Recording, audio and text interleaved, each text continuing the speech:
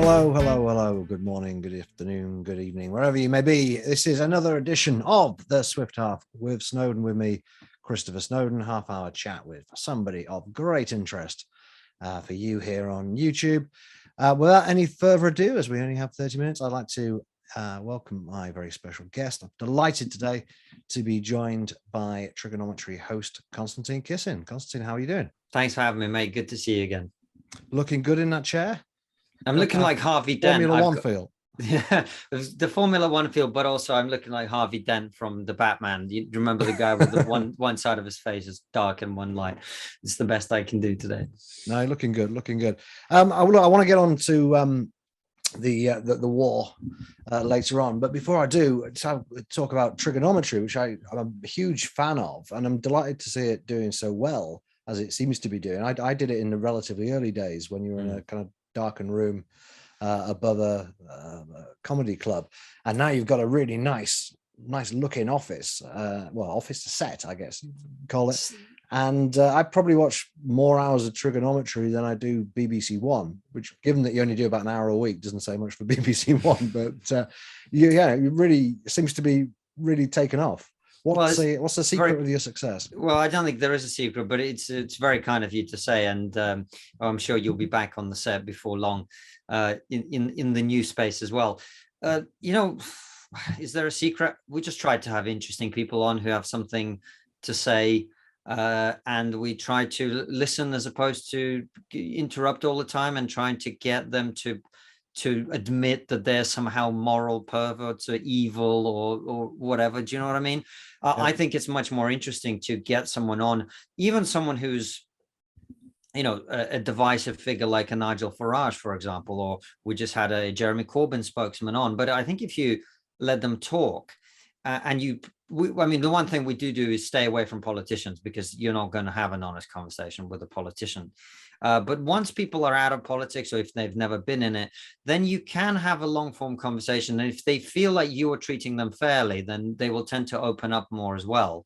And they will tell you things that you probably wouldn't hear them say in a different interview. And I feel like really we're trying to make people human again. We think of people in the public sphere as these two-dimensional caricatures of themselves. And I feel like when you sit down with someone for an hour and you treat them as a human being, it allows them to show who they are. Now you may not like who that person is. And, the types of people we'll have on the show, they have strong views and people have strong feelings about them. But you at least get to see that this is a real person, as opposed to just a couple of smears that you've read about them in the paper. And I think people want that. I think the mainstream media went too far in the other direction. Obviously, the Kathy Newman, Jordan Peterson interview was that kind of condensed into 10 minutes or 15 minutes. But yeah, I think what the reason the show is doing okay is because people want that. And as we have more and more people on, I think we learn how to have that conversation and facilitate that conversation in a better way. And that means that with some guests who maybe that it's more of a conversation, like we just had the former Mumford & Sons musician Winston Marshall on the show, and the first 40 minutes is talking about his views and his life and how he got cancelled from his band for reading a book, basically. But then the last 20 minutes is actually me sort of pushing my own thoughts and him kind of challenging some of it and us having a disagreement. So it's about, you learn where to just get out of someone's way and where to help them along, or maybe even to get involved yourself. So yeah, we've been doing it for 4 years to the day today, as we record this, believe it or not. So not that long, but yeah, I think that's really the part of the evolution of the show over time. And of course, as you get bigger, you can attract more guests, a different type of guest. It's becoming easier to persuade people who maybe don't agree with us on a lot of things to come on the show because of the size of the show. They know there's an audience. So if they've got a book to plug about why wokeness is great or whatever, it's easier to get them on even for something like that. At least that's the hope. So yeah, and it's very kind of you to say. I appreciate it. And, I respect you a lot. So to hear that you watch more trigonometry than you watch the BBC, even if that is more a criticism of the BBC than it is praise of trigonometry, it's still reassuring. So thank you. What's been your most popular interview in terms of views? the most popular interview in terms of views is the one we did with Posey Parker, the title of which is Trans Women Aren't Women. And this was a video that we did in that room above a comedy club all those years ago, and I think part of the reason it works is not just that she's got some very strongly held views that she's able to articulate and defend, but also that Francis and I are coming at it from a very different position to the one that we're coming at it now, where we're really delving into the trans discussion for the first time, coming from two comedians working in quite a progressive industry. And we're you can see two people trying not to get cancelled while also trying to be honest and asking questions in order to understand. And there's a bit of pushback, there's a bit of banter, there's a bit of humor. It's all in good faith while a very difficult issue gets discussed. So that's on well over 1 million views now. Wow. And I think that's why. Have you had any run-ins with YouTube lately? Because I know you've had the odd problem with them now and again. Well, that video itself was deleted as hate speech, if you remember. And it was only after we kicked up a big stink online, and our fans and people, former guests like you who've been on the show, said something about it, that video was reinstated. And I think that's partly it's another part of the reason that it got so big. It was the Streisand effect. When you try to suppress something, more people will want to see it. So I think that was one example. We recently had a live stream that we did taken down by YouTube and then again reinstated after Jordan Peterson made a big fuss about it, because we showed a clip of Barry Weiss, the former New York Times journalist, talking about on Bill Maher's show about how cloth masks don't stop the spread of COVID, or not effective at it anyway. And when we agreed with it, that was deemed to be contrary to YouTube's medical misinformation rules. And that was taken down, eventually reinstated, because quote unquote a mistake was made and advice had been given to the people responsible. So yeah, whenever you try to have honest conversations, you're always going to run into censorship, whether that is in the mainstream or whether that is from YouTube. And are you done with stand-up comedy now, do you think? Is that I'm on a break. I personally am on a break. Francis is cracking on with it, and he's got a tour coming up. I'm on a break. There's a very real possibility that break will last the rest of my life. So we'll have to see. For me, the main reason I stopped doing it is just the lifestyle doesn't work. My wife and I are about to have our first child.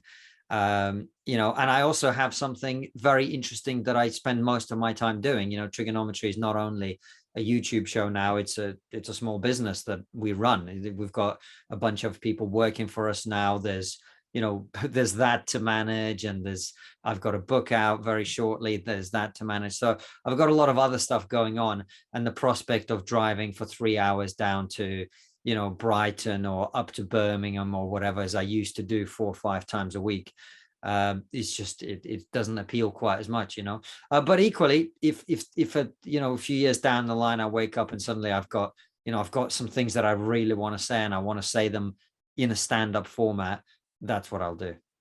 How would your act go down now, you think, with the war? Because you have a certain persona which isn't quite you on stage, which might not go down as well as perhaps it would have done 6 months ago. You know what I always really enjoyed? So for people who don't know me, my comedy was always based around, hey, I'm from Russia, here's some jokes about that, right? I actually always thrived on that tension. Now, you have to be careful in different moments in time, different jokes will work. But I remember in 2015, after the Crimea thing and after the Russia started the civil war in the east of Ukraine, I remember going on stage somewhere in Kent, and the host introduced me, said, he got a bit confused and said, please welcome all the way from Romania, it's Konstantin Kisin. And I went on and I went, I'm actually not from Romania, I'm from Russia. Romania is not Russia, not yet, and it got a big laugh. So I always thrived on that tension. And I think in difficult moments, in times of crisis, actually comedy is the mechanism by which you can diffuse some of those tensions, and I always enjoy that. So there's never been a better time for a Russian comedian in the UK, in my opinion. You just have to be willing to play with it and be careful with it. But for me, the reason I'm not doing it isn't anything to do with that. It's just the lifestyle is very punishing, and lockdown actually opened my eyes to that. Much as I'm against many of the measures that were taken.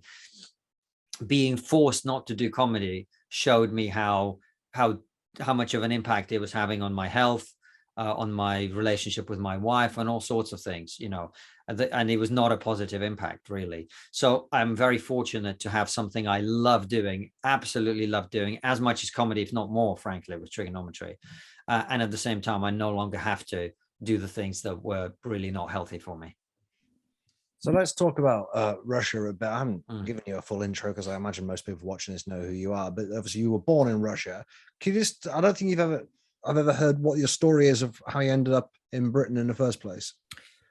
Yeah, well, I talk about it in the book quite a bit, An Immigrant's Love Letter to the West. But basically, long story short, my parents, when I was born, they were poor students at Moscow University, Moscow State University. My dad was 20. My mum had been 18 for 4 days when I was born. And they were poor students, really struggling to make ends meet. Soviet Union collapses. My dad at this point has a sort of mid-level scientific job.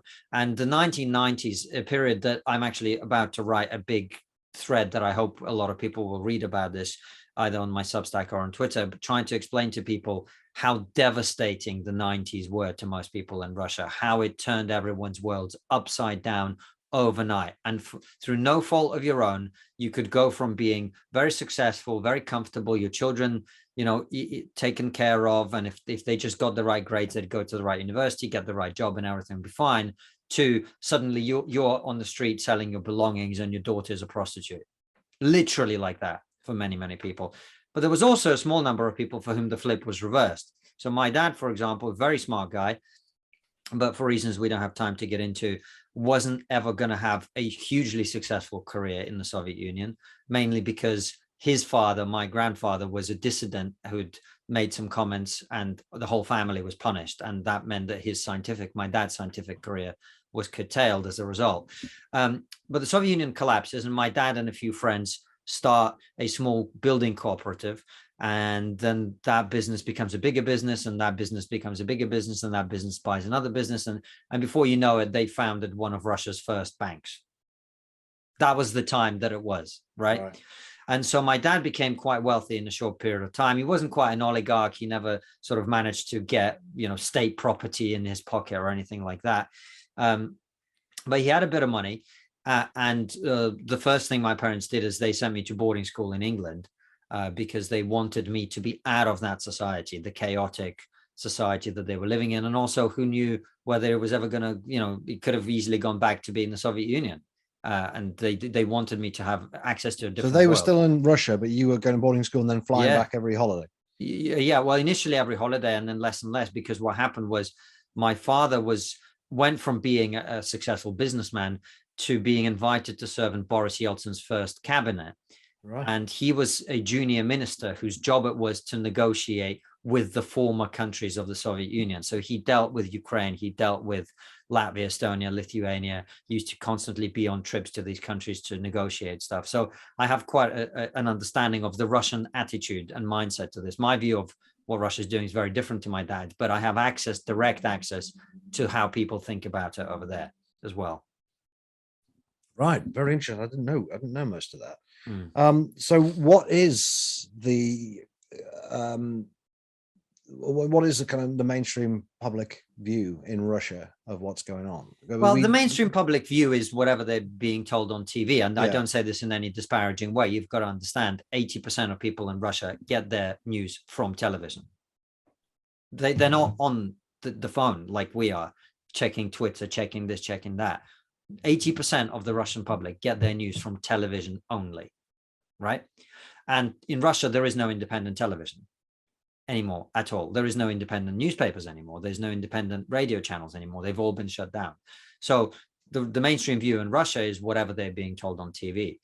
What are they being told on TV? I'm not saying this is what the people in charge think, but this is what they're telling the Russian public is Ukraine's overrun by Nazis. America is about to invade. We have to defend ourselves. This is the battle between Russia and NATO. NATO is expanding and is attempting to take over our country.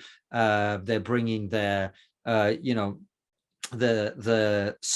sort of derogatory term for Europe in Russia. In Russian, the word Europe is Evropa, and they call it Gayropa. right? So all this trans and all this rainbow shit that we've got going on in the West, they're trying to bring all of that over here and destroy our beautiful, intact, traditional society. This is what they call it in the media. Some people might, yeah. Somebody could go on TV and definitely call it that, no problem. Right. Absolutely. So are you watching a bit of this Russian of state media? Yeah, of course. And you'd be also speaking to people in Russia and indeed in the Ukraine. Yeah. And what is the connection in this country, help me out here, between being kind of anti-lockdown, anti-vax and being pro-Russian in this particular conflict? Oh, I can't see the obvious link. Oh, no, it's very obvious and very easy, Chris. So there's two things we should separate. There's obviously the far left, who hate the West, have always hated the West, and they see any challenge to the West, any enemy of the West, as being an ally of theirs. And we can name names, but we don't have to. I think everyone knows exactly the sort of person I'm talking about. So they are naturally going to be on that side of things. In terms of on the right, the sort of anti-establishment question everything, right?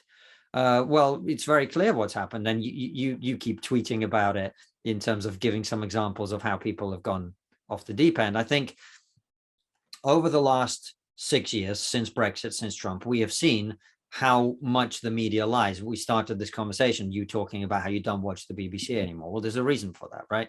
And so a lot of people are extremely disillusioned with the media. And some people have developed a sort of adolescent oppositional disorder of some kind, where they think that by disbelieving the Western media, they are being healthy skeptics, and they're therefore believing Putin's media, which doesn't make much sense to me personally. But a lot of them don't even realize that's happening, because the Putin RT propaganda is being laundered through the prism of, I don't want to name names because they all get the knickers in a twist and come after me. But the very people you're tweeting about on a daily basis, right?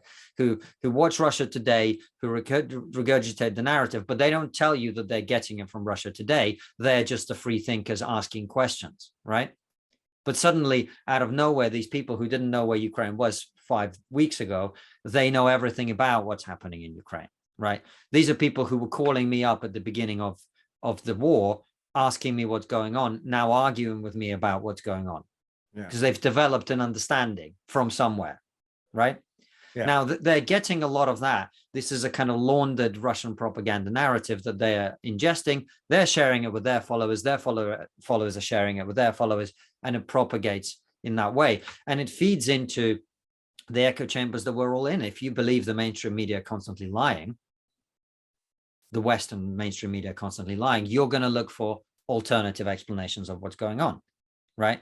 And I think for a lot of people, what was happening during COVID was so, absurd in many ways, right? And what was being said about what was happening was so absurd that a lot of people's trust in the media is broken beyond the point of no return. So they now are in a position where they not only not believe what the media are saying, they will believe almost anything that is contrary to what the media is saying, right? Yeah. And so I think a lot of this is about that. And also, you've got to remember as well, a lot of this is coming from America. And in America, there's a long history of isolationism, a perfectly respectable political position. And I think people in America who don't want America to be involved in yet another foreign war. And by the way, as just in terms of my opinion, I wasn't a fan of the war in Iraq or Afghanistan or Syria or Libya. I'm not in favor of these foreign interventions per se. I think Ukraine's different. But even if I didn't, the point is, you can believe that the United States shouldn't get involved in Ukraine without believing all this other nonsense about Ukrainians are all Nazis, or Ukraine is all evil, or Zelensky is a Western puppet, or all of this other stuff.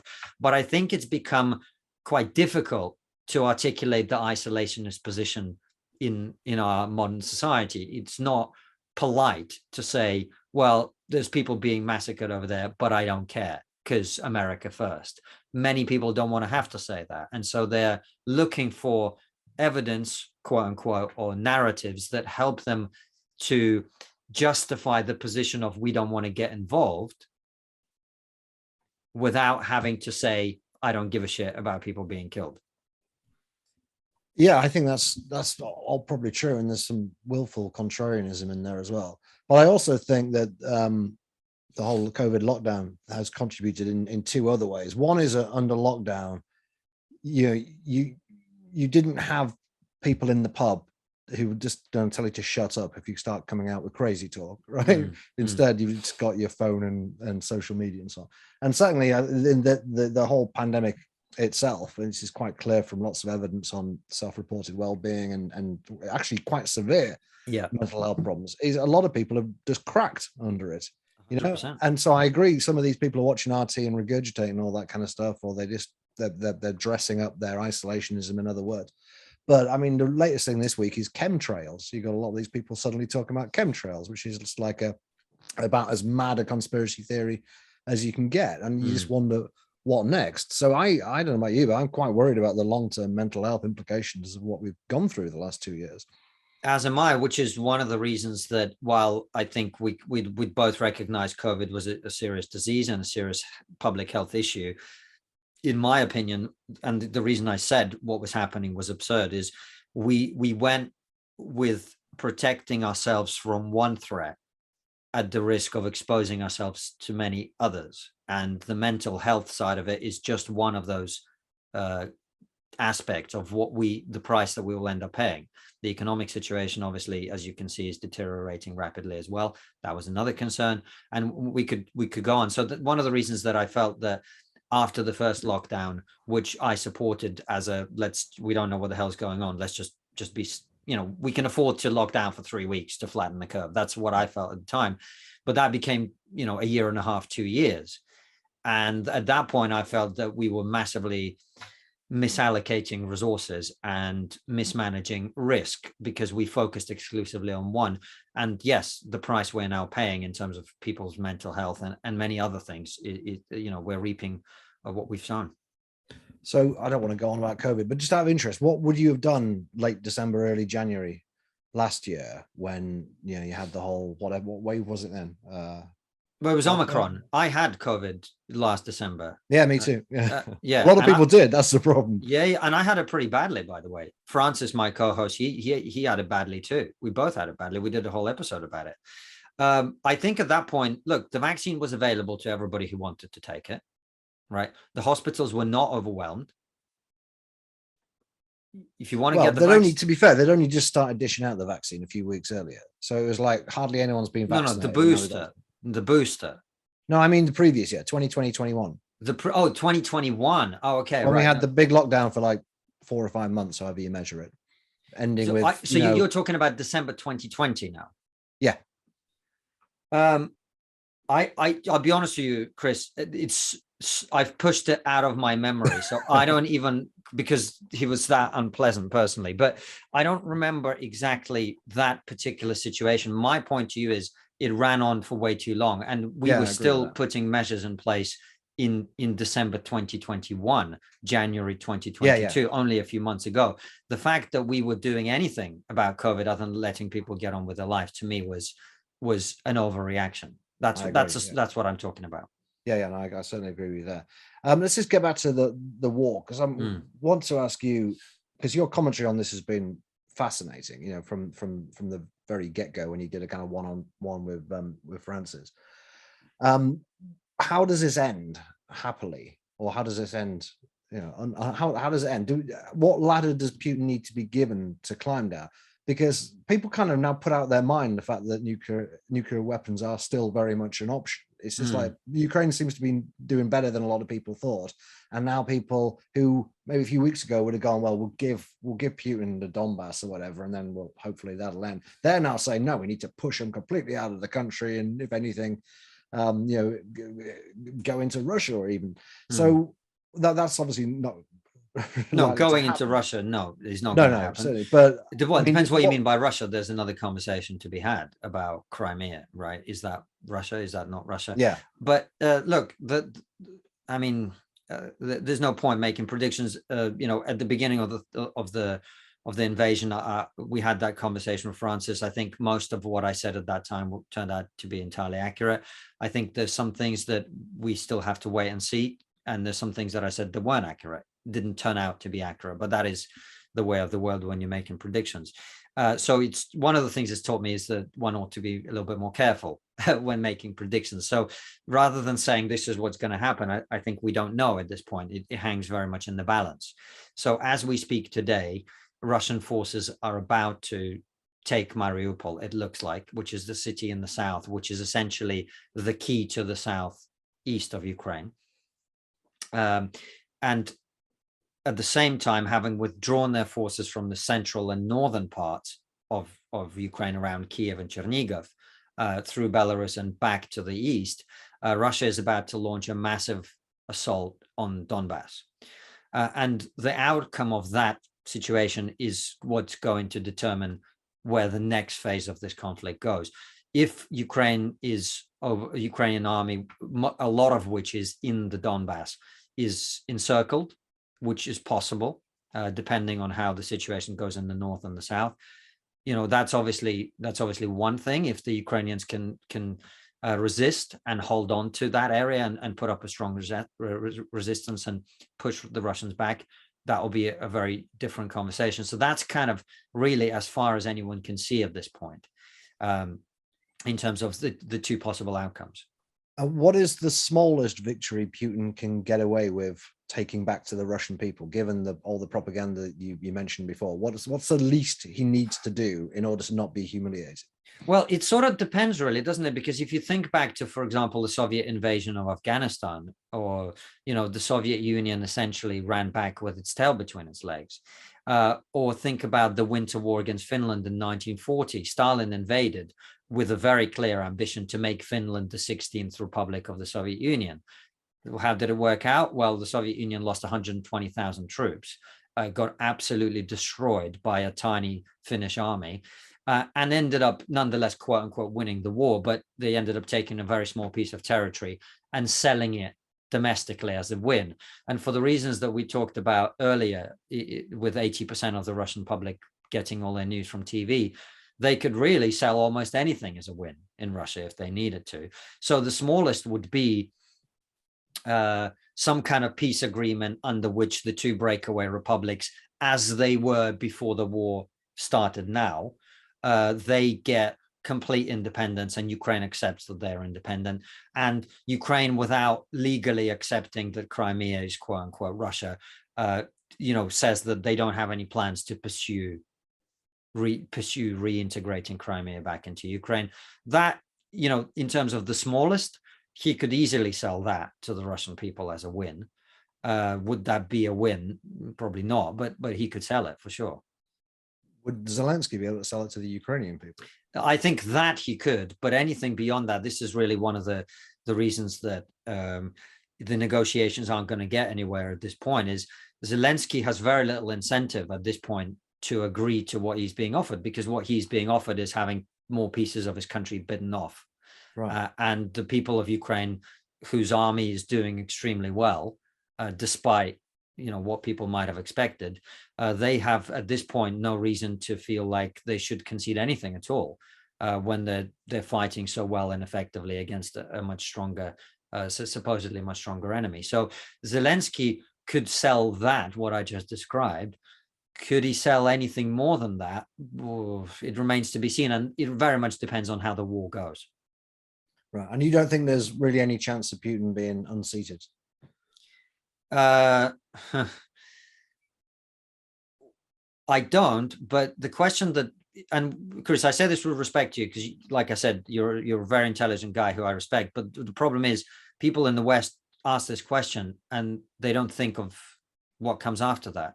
Yeah. Who do you think is going to come to power when Putin's removed? What, Nick Clegg? Is that what you think is going to happen? This is Russia. The idea that the person who will replace Putin is guaranteed to be some kind of liberal reformer is very counter to 12 centuries of Russian history. We haven't had liberal reformers, really, other than Boris Yeltsin, who is universally despised in Russia and seen as having led the country down and destroyed its greatness and stability and whatever. So careful what you wish for is what I say to that. But no, I don't think Putin will be unseated, at least not now. And on that cheery note, we have to end it because our 30 minutes are up. But absolutely fascinating talking to you, Konstantin. Thanks very much for coming on the show. Hope to see you again quite soon. Thank you very much, you at home, for watching. If you want to give the IEA some money, please do so. iea.org.uk/donate or patreon.com/IEA London. Many people have said to me, Chris, I'd like to give the IEA money, but I'm worried that you might, tell people about it. You might name me. Don't worry. 100% Snowdon guarantee that will never happen. It will be a cold day in hell before we disclose our donors, but you're welcome to shout about it if you choose so yourself. Anyway, I'll see you again, or more accurately, you might see me again in 2 weeks' time when we have another great guest on. Take care until then. Thank you and goodbye. Well, if you enjoyed that conversation, why not watch one of these other videos?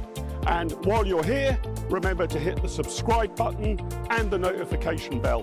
That way, you'll never miss out on a single IEA broadcast.